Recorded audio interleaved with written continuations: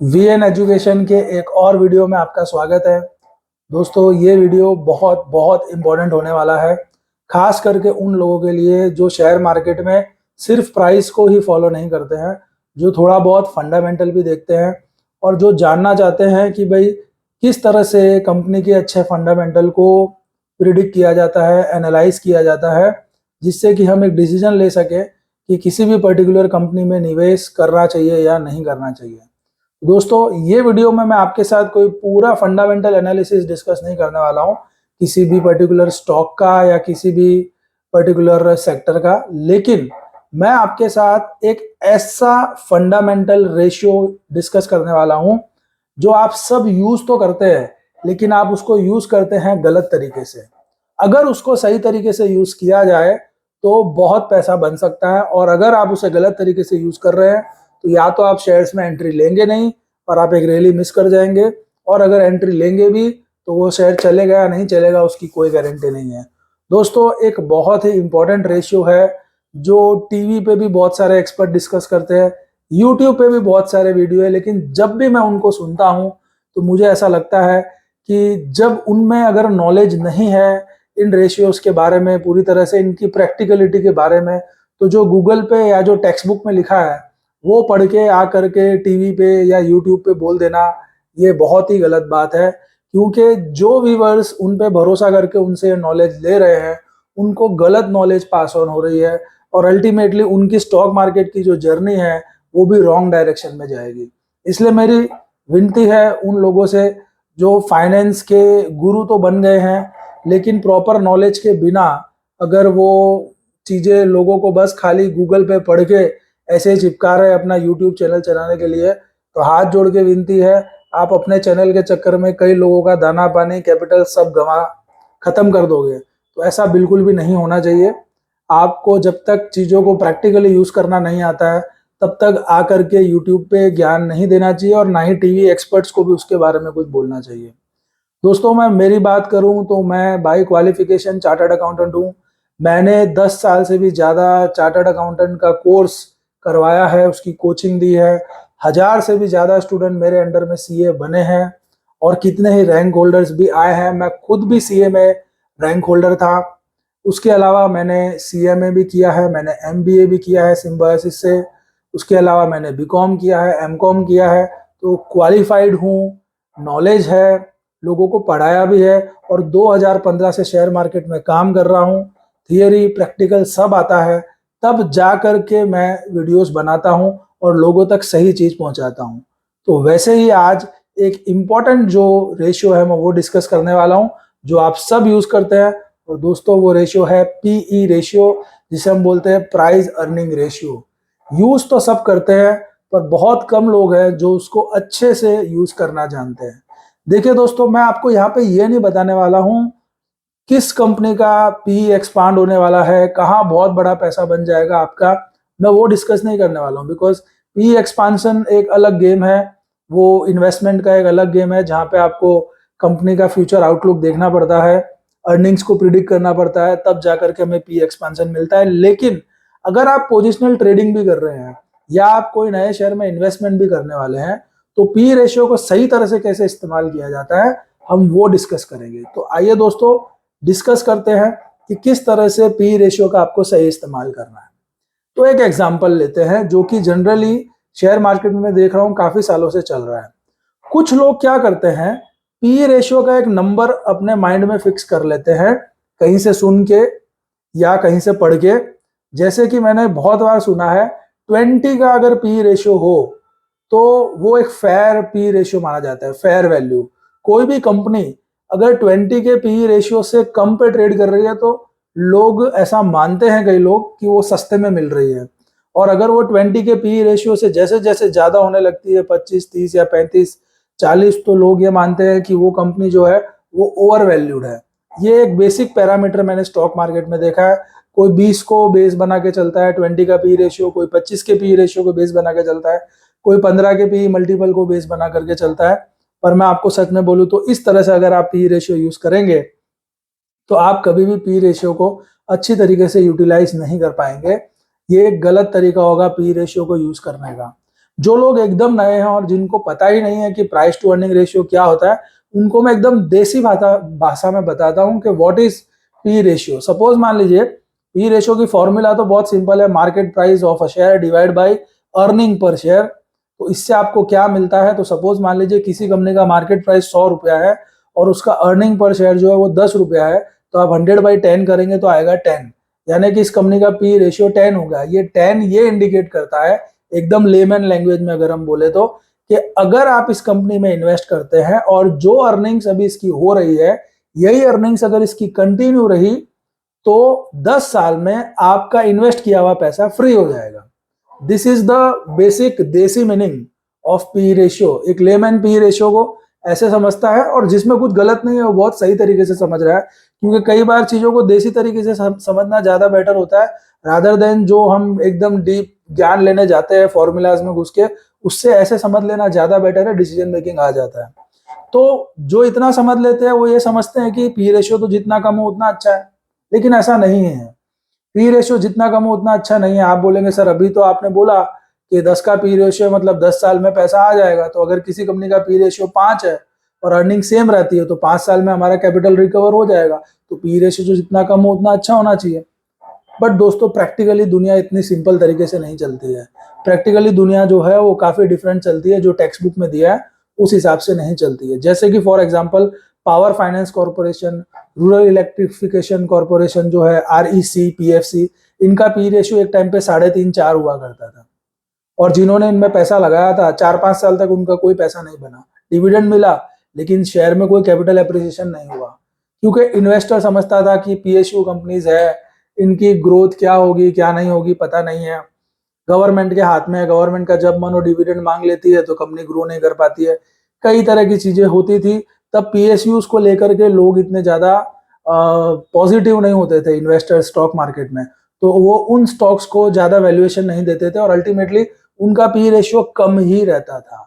लेकिन अभी जमाना अलग है, मोदी सरकार की बातें सुन सुन के लोगों को लग रहा है PSUs कंपनियों में तो बहुत बड़ा टर्न अराउंड होने वाला है। तो पिछले 2 साल से हम देख रहे हैं रैली पे रैली किए जा रहे हैं, और जो PFC RAC एक टाइम पे 100-150 के बीच में घूमते रहते थे सदियों तक, वो अचानक से अब 400-400 रुपए के 300-300 रुपए के हो गए हैं।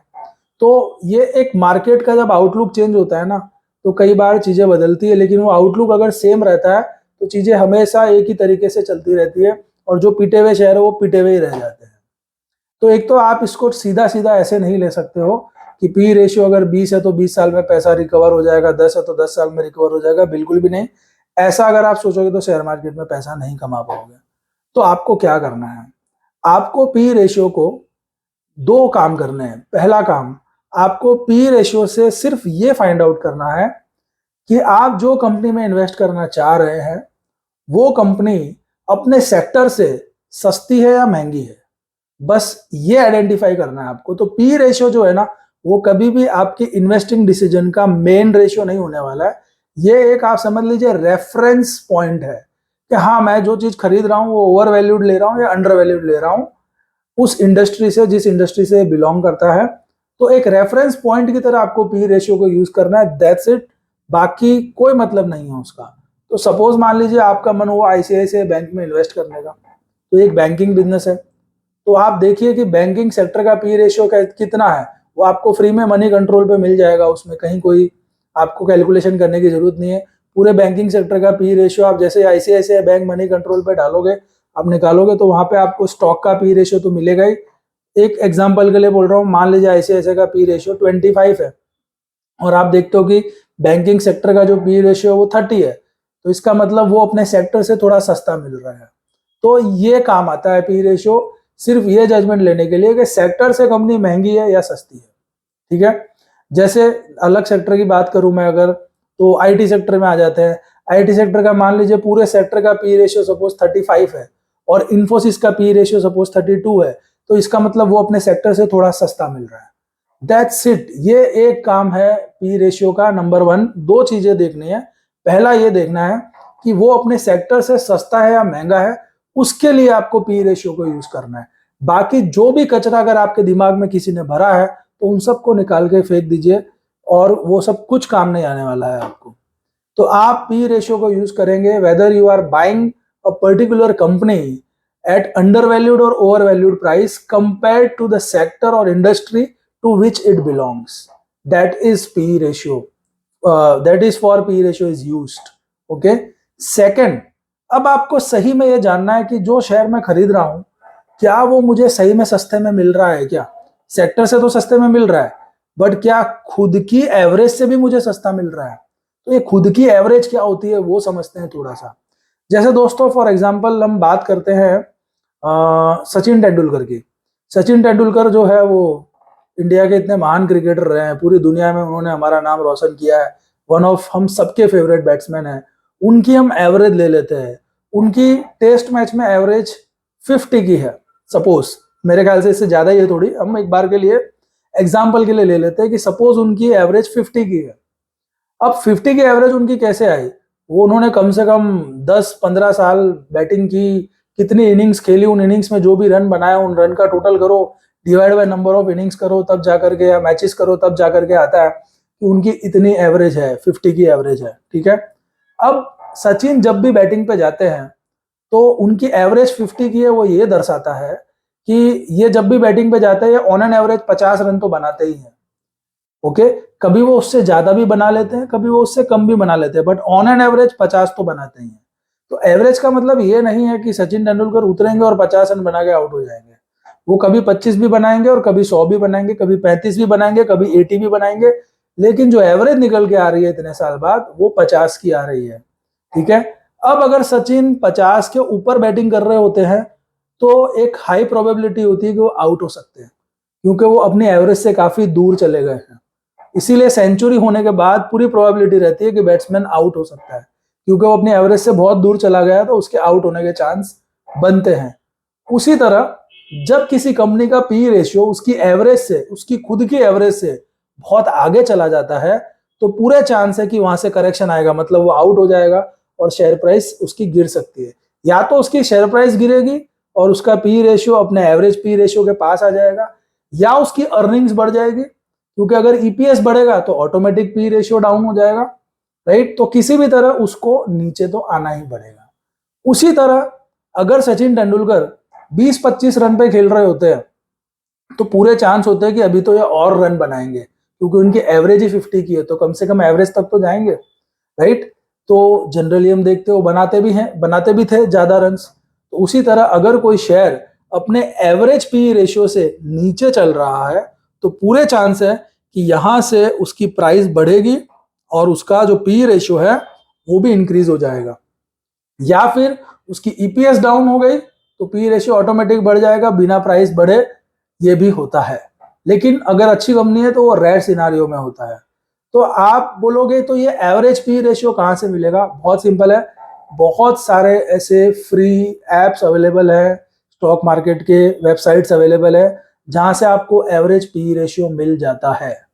तो अगर आप मुझे पूछेंगे तो मैं बोलूंगा screener.in करके एक वेबसाइट है, मेरा ये कोई लेना देना नहीं है उस वेबसाइट से, वो फ्री में बहुत सारी अच्छी चीजें दे रहा है इसलिए मैं यूज करता हूँ। आपको करना है तो करिए, और कुछ करना है तो और कोई वेबसाइट भी यूज कर सकते हो, बट मुझे ये पता है screener.in पे जैसे आप किसी भी शेयर का नाम, कंपनी का नाम डालते हो, थोड़ा सा नीचे आते हो तो आपको चार्ट दिखाई देता है प्राइस का, उधर ही बाजू में पी रेशियो का एक ऑप्शन होता है, उस पर क्लिक करोगे तो वो आपको 5 ईयर का, 3 ईयर का, 10 ईयर का, जितने साल का एवरेज पी आपको उस कंपनी का चाहिए वो आपको ऑटोमेटिक निकाल के देता है।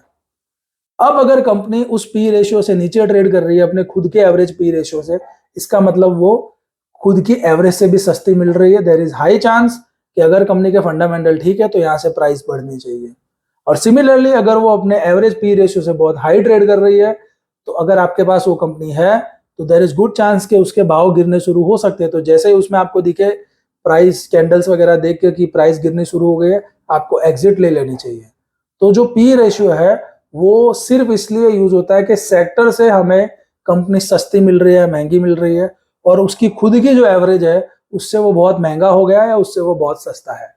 दिस सिर्फ इतनी सी चीज के लिए अगर आप पी रेशियो को यूज करते हो तो पी रेशियो का आप सही इस्तेमाल कर रहे हो। अगर आप पी रेशियो को इसलिए यूज कर रहे हो कि जिसका पी रेशियो कम है वो खरीद लूं पैसा बन जाएगा, नहीं दोस्तों, पैसा नहीं बनेगा। दूसरी चीज, सबसे इंपॉर्टेंट चीज, तीसरी चीज इनफैक्ट, क्यों मैं बोल रहा हूं आपको पी रेशियो के नंबर नहीं देखने चाहिए, 10 है या 20 है तो सस्ता है, ऐसा नहीं सोचना चाहिए। क्योंकि अगर आप सेक्टर वाइज देखोगे तो पी रेशियो अलग अलग होता है। जैसे कि इंडिया एक ग्रोइंग इकोनॉमी है, इंडिया की पॉपुलेशन बहुत ज्यादा है, तो इंडिया में हमेशा जो फास्ट मूविंग कंज्यूमर गुड्स है उनकी डिमांड बहुत रहती है। आप फास्ट मूविंग कंज्यूमर गुड्स की कोई भी कंपनी उठा करके देख लीजिए, उनके पी रेशियो आपको 50-50, 60-60, 70-70 के पी रेशियो दिखाई देंगे। नेस्ले का पी रेशियो तो 100 तक ट्रेड करता है, नेस्ले कंपनी का, जो कि मैगी बनाती है। क्योंकि इन्वेस्टर को लगता है कि इस कंपनी का तो कभी कुछ प्रॉब्लम होना ही नहीं है, ये जो प्रोडक्ट बना रही है वो तो सबको खाना ही है, वो प्रोडक्ट में कभी कोई कमी नहीं आनी, और पॉपुलेशन बढ़ती जा रही है तो इनकी सेल्स भी धीरे धीरे बढ़नी है। तो इन्वेस्टर उनको हाई प्रीमियम देते हैं कंसिस्टेंटली मार्केट में। तो अगर आप ये देखेंगे कि नेस्ले का पी रेशियो 100 का है, मैं तो ये खरीदूंगा ही नहीं, बहुत महंगी है, तो आप कभी नहीं खरीद पाएंगे। और आप ये देखेंगे यही नेस्ले कंपनी कभी 5,000 की थी जो आज 25,000 की हो गई है, जबकि इसका पी रेशियो तब भी 60-70 था, आज भी 60-70 रहता है और 100 पे भी जाता है। इसलिए जो सेक्टर वाइज है ना, पी रेशियो अलग अलग होता है। इन्वेस्टर्स क्या प्रीमियम दे रहे हैं, उनकी क्या सोच है हर सेक्टर के पीछे, उस हिसाब से उस सेक्टर का पी रेशियो डिटरमाइन होता है। अगर आप जुबिलेंट फूड का, देवयानी इंटरनेशनल का जो कि केएफसी से रिलेटेड है मेरे ख्याल से, मैकडोनल्ड्स वाली जो कंपनी है वेस्ट लाइफ डेवलपमेंट, इन सबका पी रेशियो देखोगे तो आप देखोगे 100 के ऊपर ही ट्रेड करती है ये कंपनीज। क्योंकि मैकडोनल्ड का बर्गर सबको खाना है, केएफसी में जो चिकन खाता है, नॉनवेज खाता है, वो जाएगा ही कभी ना कभी और खाएगा ही, तो इनका धंधा चलते रहना है। पॉपुलेशन बढ़नी है तो ये इनकी और सेल्स भी बढ़ेगी। ये सब धारणाएं हैं इन्वेस्टर्स की इनके पीछे, इसलिए वो इनको बहुत हाई प्रीमियम देते हैं। तो इन कंपनियों का अगर आप देखोगे एवरेज पी रेशियो 100 पे मिलता है, और कभी ये कंपनियों के भाव गिरे और पी रेशियो जो है इसका एक्चुअल 60-70 आ गया, तो ये 60-70 पे भी सस्ती मानी जाएगी, क्योंकि इनका एवरेज ही 100 का है। वैसे हिंदुस्तान यूनिलीवर है, वो नॉर्मली 60 के पी रेशियो पे ट्रेड करता था। अब हिंदुस्तान यूनिलीवर अगर आपको 45 या 40 के पी रेशियो पे कभी गलती से मिल जाए तो ये माना जाएगा कि वो सस्ते में मिल रहा है, 40 के पी रेशियो पे भी, क्योंकि उसका 10 साल का एवरेज पी रेशियो 60 का आएगा। तो इस तरह से सेक्टर वाइज पी रेशियो होता है, स्क्रिप्ट वाइज पी रेशियो होता है, वहां से आइडेंटिफाई किया जाता है कि अंडर वैल्यूड है, ओवर वैल्यूड है। आप कभी भी ऐसा नहीं कर सकते हो कि एक मेटल कंपनी के पी रेशियो को एक एफएमसीजी या एक फूड कंपनी के पी रेशियो से कंपेयर कर रहे हो। अगर आप ऐसा करोगे तो आप एफएमसीजी कंपनीज में कभी इन्वेस्ट ही नहीं कर पाओगे, और बहुत इंपॉर्टेंट मौके आपके हाथ से चले जाएंगे। तो दोस्तों, पी रेशियो कृपया करके ऐसे ही ब्लाइंडली यूज मत करिए जो टीवी पे या यूट्यूब पे दिखाया जाता है। इनफैक्ट गूगल पे भी जो पी रेशियो की डेफिनेशंस दी है, उसके बाद भी आपको प्रैक्टिकली उन्हें देखना पड़ेगा, समझना पड़ेगा स्टॉक मार्केट में कैसे काम करता है। और ये कुछ चीजें ऐसी है वो काम करते करते ही समझ में आती है, सिर्फ पढ़ने से नहीं आती है। तो मुझे ऐसा लगा कि मुझे शेयर करना चाहिए आपके साथ कि बेसिक जो फंडामेंटल पी रेशियो को हम स्टडी करते हैं, उसको स्टडी करने का सही तरीका क्या है। अगर वीडियो अच्छा लगा हो दोस्तों, बहुत ही इंपॉर्टेंट वीडियो है ये, और आपको लगता है कि दूसरे लोगों को काम आ सकता है, तो उनको शेयर करिए और चैनल को सब्सक्राइब करिए। Thank you very much. Video को लाइक करिए।